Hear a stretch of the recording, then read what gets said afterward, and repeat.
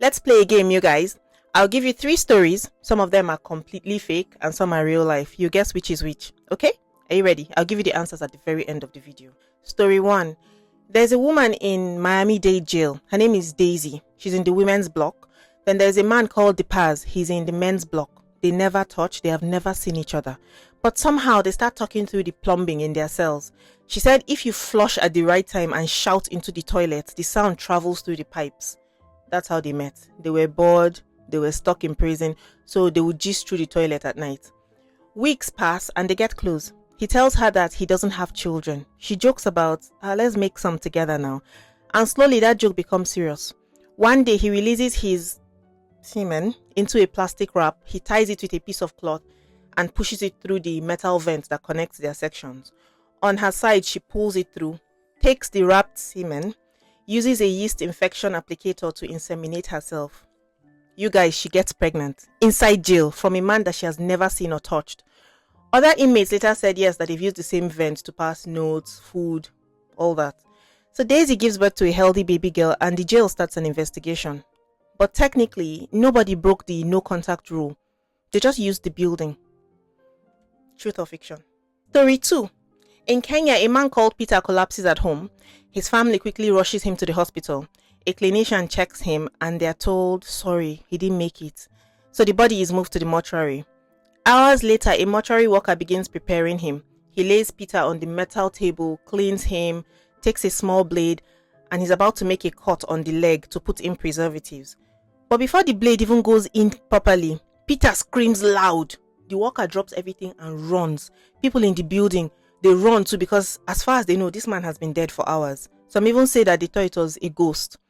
When they came back into the mortuary, Peter is breathing, he's shaking, he's confused.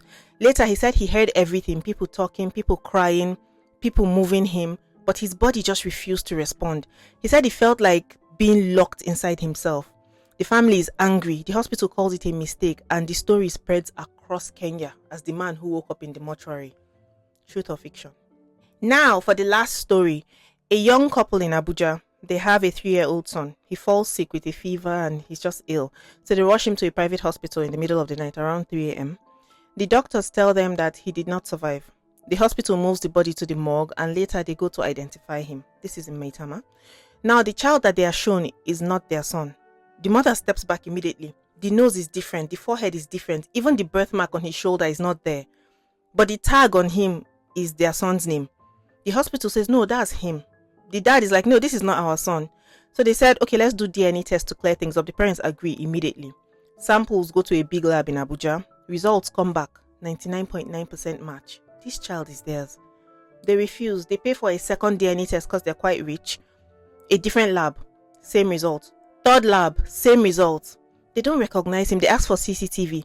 The hospital says that the camera is not working. They ask, let's talk to the nurses. The nurses that night say, this is the child that you brought in. On paper, the DNA says it's their child. In reality, they are sure that the child that they raised is not the child that they are shown. They bury the body, but they still feel like their son might be somewhere out there. Truth or fiction? Alright, now it's time for the reveal. Drum roll. Story 1, the prison pregnancy in Miami. True. Story 2, the Kenyan man who woke up in the mortuary. Also true. Story 3, the Abuja DNA case. Completely fake. I made that one up in my head. So how many did you get right? Should we do this game again? Thank you so much for watching today. Follow me on all my social media. I tell stories like this all the time. Thank you.